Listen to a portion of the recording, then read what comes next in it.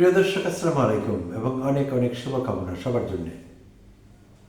আন্তরিকভাবে দুঃখ প্রকাশ করছি আমার দর্শক শ্রোতার কাছে। দুদিন থেকে আমি ক্যামেরার সামনে সময় মতো বসতে পারছি না, আর এর কারণ হলো কিছু ব্যক্তিগত ব্যস্ততা। তো দেশে অনেক কিছু ঘটে যাচ্ছে, কথা বলা প্রয়োজন এই বিষয়গুলো নিয়ে। তো আজ লেট নাইটে হলেও গতকালও তাই করেছিলাম, আর লোভ সামলাতে পারিনি একটি কন্টেন্ট করবার বিষয়টি। তো কথা বলবো দুটো বিষয়ে।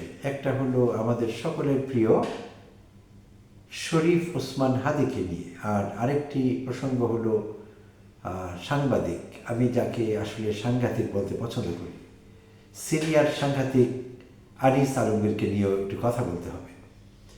তো আপাত দৃষ্টিতে মনে হতে পারে কারো কারো কাছে যে শরীফ ওসমান হাদি এবং সাংবাদিক আনিস আলমগীর এরা কি করে সম্পর্কিত, আর এই দুটো বিষয় কেন একসঙ্গে কথা বলা, দুটো বিষয় নিয়ে। তো বিষয়টি খোলাসা করছি শিগগিরই। আগে শরীফ ওসমান হাদিকে নিয়ে কিছু কথা বলা দরকার। রাত পোহালেই যদি সব কিছু সেই পর্যন্ত ঠিকঠাক থাকে, ওসমান হাদিকে নিয়ে যাওয়া হচ্ছে সিঙ্গাপুরে উন্নত চিকিৎসার জন্য। আর সিঙ্গাপুর থেকে একটি এয়ার অ্যাম্বুলেন্স আসবার কথা, সেটিতে করেই তিনি সিঙ্গাপুরে যাবেন, এমনটাই আমরা জানতে পেরেছি। প্রিয় দর্শক, আপনারাও ইতিমধ্যে অবগত হয়েছেন হয়তোবা। আর এই সিদ্ধান্ত অন্তর্বর্তীকালীন সরকারের প্রধান উপদেষ্টা অধ্যাপক ডক্টর মোহাম্মদ ইউনূসের।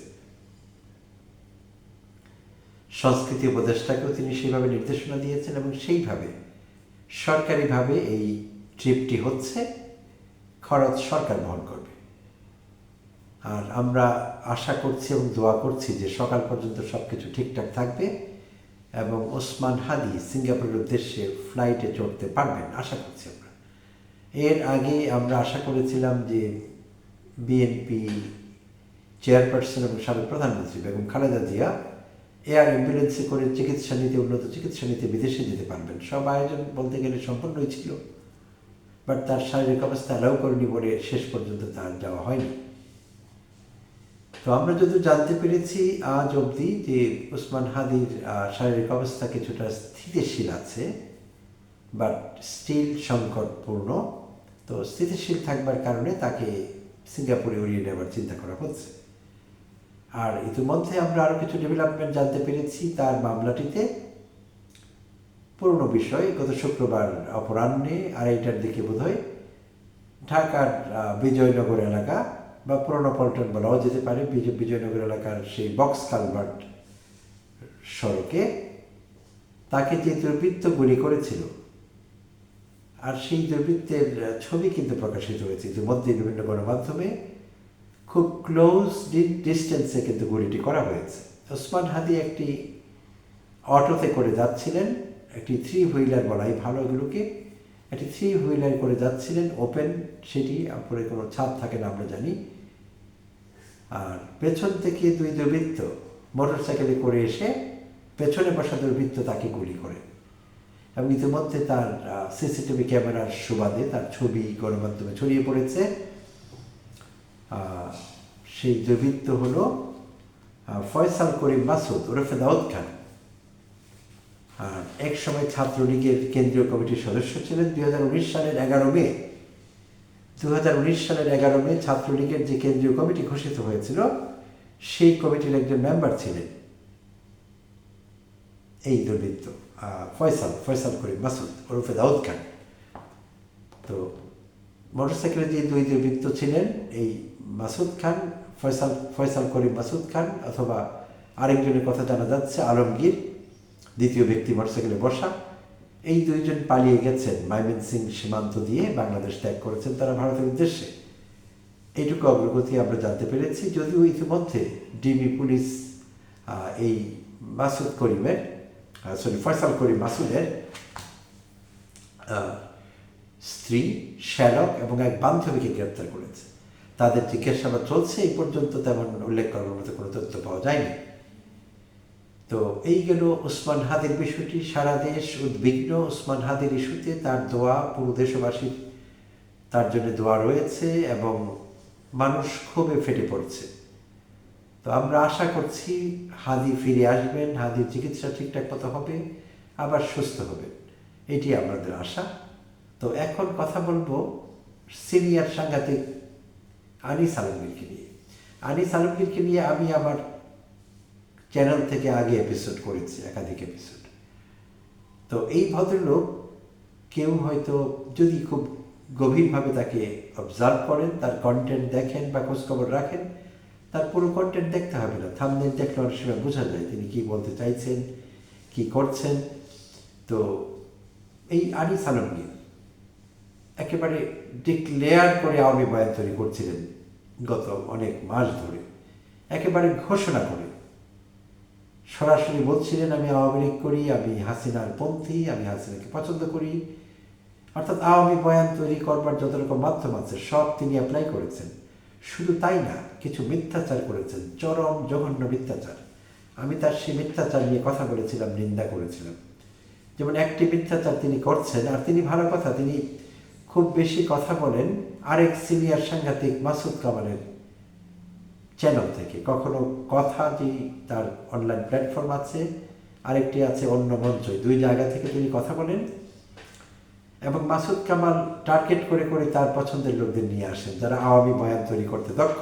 মাসুদ কামালকে নিয়েও আমি কিন্তু একাধিক কন্টেন্ট করেছি এবং আমি তীব্র আপত্তি করেছি।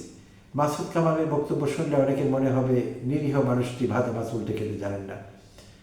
তো এই সুশীল প্রকৃতির মাসুদ কামাল ভেতরে ভেতরে আওয়ামী বয়ান তৈরি করছেন। আজও শুনলাম তার একটি কন্টেন্টে কেউ একজন শুনছিলেন, আমি পাশে ছিলাম, বলবার চেষ্টা করছেন যে একটি মহল তাকে নিয়ে, আনিস আলমগীরকে নিয়ে, আনিস আলমগীরের প্রতি সিম্পাথাইজ করে কন্টেন্টও বানিয়ে ফেলেছেন মধ্যে।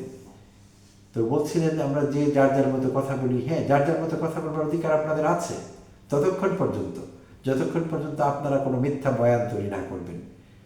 আমরা যাকে ফেলে দিয়েছি, বাংলাদেশ যাকে ছুঁড়ে ফেলেছে, সেই পতিত হাসিনা এবং তার নিষিদ্ধ ঘোষিত দল আওয়ামী লীগ, এদের পক্ষে আপনারা বয়ান তৈরি করবেন, যা ইচ্ছে তাই করবেন, মিথ্যের আশ্রয় নেবেন, গোয়ে বলসি ও পলিসি অবলম্বন করবেন এই দেশের মানুষের মগজ ধোলাই করবার জন্য। সেটি হবার নয়। তাই আমরা আমাদের মতো কথা বলি, এই কথা একেবারেই শিশুতোষ এবং বালখিল্য, এটির কোনো অর্থ নেই। আমরা আমাদের মতো কথা বলতে পারি, কথা বলতে চাই, ভালো কথা, কিন্তু সেখানেও দায়িত্বশীলতার জবাবদিহিতার জায়গা আছে, সেগুলো প্র্যাকটিস করতে হয়। আপনারা সেটি করছেন না। তো এই মাসুদ কামালের চ্যানেল থেকে বেশি কথা বলছেন আনিস আলমগীর, অনেক কথা। তাকে জিজ্ঞেস করা হয় উদ্দেশ্য প্রণোদিতভাবে, বাছাই করা কিছু প্রশ্নের উত্তর তিনি দেন এবং বরাবরই অন্তর্বর্তীকালীন সরকারকে অত্যন্ত সমালোচনা করে, এবং শুধু সমালোচনা করবার অধিকার তাদের আছে, শুধু সমালোচনা না, আসলে সরকারকে ছোট করবার জন্য, বিতর্কিত করবার জন্য তারা কন্টেন্ট তৈরি করে এবং তৈরি করেই চলেছেন। আরেকজন আছেন মঞ্জুরুল আলম পান্না, মানচিত্র চ্যানেলের, তার নাম না নিলে তিনি আবার মাইন্ড করবেন যে আমাকে এনামুল কবির সরকার ভুলে গেছেন। না, ভুলিনি, তাদেরকে খুব মনে রাখতে হয়।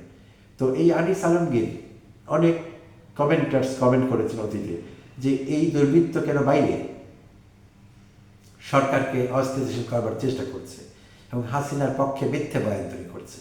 এবং একটি মিথ্যের উদাহরণ দিচ্ছি তার বয়ানের। তিনি বারবার বলছেন 2 কোটি আওয়ামী নেতাকর্মী, আওয়ামী অ্যাক্টিভিস্ট নাকি ঘরে থাকতে পারছেন না জুলাই অভ্যুত্থান পরবর্তী সময়ে। 5 আগস্টের পর 2 কোটি আওয়ামী লীগের নেতাকর্মী ঘরে থাকতে পারছেন না, তাদের বিরুদ্ধে হামলা মামলা হয়েছে। তারা শুনলেও লজ্জা পাবেন, হাসিনা নিজেও লজ্জাবতী হবেন। কতটা মিথ্যে তার এই বয়ান, এই আনিস আলমগীর। তো এইভাবে সরকারের বিরুদ্ধে, অধ্যাপক ডক্টর মোহাম্মদ ইউনূসের বিরুদ্ধে উল্টো আজে বাজে বয়ান দিয়ে তারা দেশের পরিস্থিতি খারাপ করবার চেষ্টা করছেন এবং হাসিনার উস্কে দেওয়া, হাসিনা উস্কানিমূলক যেসব বার্তা দিচ্ছেন, আনিস আলমগীরেরা কন্টেন্ট তৈরি করবার মাধ্যমে সেই বয়ানকে আরও শক্তি দিচ্ছে এবং সেই বয়ানকে সত্য বলে প্রচার করছে এবং নিজেরাও উস্কানিমূলক কথাবার্তা বলছে। সবসময় তারা লোককে প্রভোগ করবার চেষ্টা করছে। সো যতই আপাত নিরীহ একজন ভদ্রলোক বলে মনে হোক আনিস আলমগীরকে, আনিস আলমগীর এখানে দিল্লির এজেন্ডা বাস্তবায়ন করছে। যেহেতু হাসিনার কোনো কর্মকাণ্ডই দিল্লির এজেন্ডা বাস্তবায়নের বাইরে ছিল না, তাই আনিস আলমগীর, আমি বলবো, দিল্লির এজেন্ডা বাস্তবায়ন করছেন হাসিনার পক্ষে এবং আওয়ামী লীগের পক্ষে মিথ্যে বয়ান তৈরি করে। এবং এই লোকটি এতটাই নির্লজ্জ, জুলাই অভ্যুত্থানে এত মানুষ আমাদের প্রাণ হারালেন, এই বিষয়ে কখনো তার মুখে তেমন কোনো কথা শুনিনি। এই বিষয়ে তার কোনো আফসোস নেই এবং এটি মানবতা বিরোধী অপরাধ না তার ভাষায়, তার জবানিতে। তো এই হলেন আনিস আলমগীর। তার আসল রূপটি কিন্তু আরও জঘন্য, বিভৎস। এক্সটার্নালি অনেকেই তাকে দেখে হয়তো মনে করতে পারেন যে না, তিনি কি এমন করতে পারেন, তাহলে এখন কেন ডিবি তাকে নিয়ে গেল? একটি কারণ, আনিস আলমগীরের এইসব ঘটনায় যুক্ত থাকবার যথেষ্ট সম্ভাবনা আছে। আমি বলছি না নিশ্চিত করে যে আনিস আলমগীর যুক্ত ছিলেন, এরকম কথা আমরা বলবো না। আমরা আওয়ামী বাকশালী না, আওয়ামী বাকশালীরা এইসব কথা বলতো। তো আমি এটা বলবো না যে আনিস আলমগীর ছিলেন, নিশ্চিত করে বলবো না, বাট তার থাকবার পুরো সম্ভাবনা আছে। তিনি ইন্টেলেকচুয়ালি আওয়ামী বাকশালীদের এবং এই গুন্ডা বাহিনীকে, এই যারা ওসমান হাদির উপর সশস্ত্র হামলা করেছে, গুলি চালিয়েছে তার জীবন নেবার জন্য, এইসব ঘটনায় আনিস আলমগীরের কোনো সমন্বয়কের ভূমিকা থাকতে পারে, এই সম্ভাবনাটি একেবারেই উড়িয়ে দেওয়া যায় না।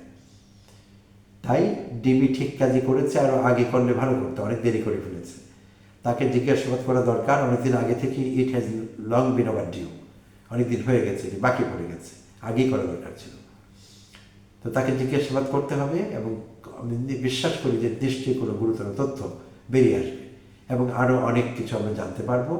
যেসব ষড়যন্ত্র হাসিনা এখনো বাস্তবায়ন করতে পারেননি, পাইপলাইনে আছে এবং তার দোসররা সেটি করবার চেষ্টা করছেন, নানা রকম ফন্দি ফিকির করছেন, স্ট্র্যাটেজি তৈরি করছেন। তো সেই সব বিষয়ে আমরা কিছু আগাম ধারণা পেতে পারি। আনিস আলমগীরকে খুব জোরালো জিজ্ঞাসাবাদ করতে হবে, এটি হাসিনার আমল না। তাই আনিস আলমগীর ডিবিতে পিটুনির শিকার হবেন না, বিশ্বাস করি আমি, এবং ডিম থেরাপিও তাকে দেওয়া হবে না। তাই তার কাছ থেকে কথা বের করতে হবে কৌশলে। আর আমি সেটি সমর্থন করি না। হাসিনা যে পৈশাচিক কাজ করতেন, আমরা সেটি সমর্থন করি না। তাই তাকে পিটুনি দেওয়ারও দরকার নেই, ডিম থেরাপিও দরকার নেই। কৌশলে জিজ্ঞাসাবাদ করে তার কাছ থেকে গুরুত্বপূর্ণ তথ্য আদায় করতে হবে, যেই তথ্যের ভিত্তিতে সরকার প্রিএমটিভ অ্যাকশন নিতে পারবে অন্যান্য জুলাই যোদ্ধাদের জীবন বাঁচানোর জন্য। তাই এই মুহূর্তে আনিস আলমগীরের ডিবি হেফাজত অত্যন্ত প্রাসঙ্গিক, যা আগেই দরকার ছিল হওয়ার। দেরিতে হলেও সরকারের কাজটি করেছেন এবং সরকারকে সেজন্য ধন্যবাদ জানাচ্ছি। প্রিয় দর্শক, আপনাদেরও ধন্যবাদ সাথে থাকবার জন্যে। কাল থেকে সময় মতো কন্টেন্ট দেওয়ার চেষ্টা করব। ভালো থাকবেন, শুভরাত্রি সবাইকে।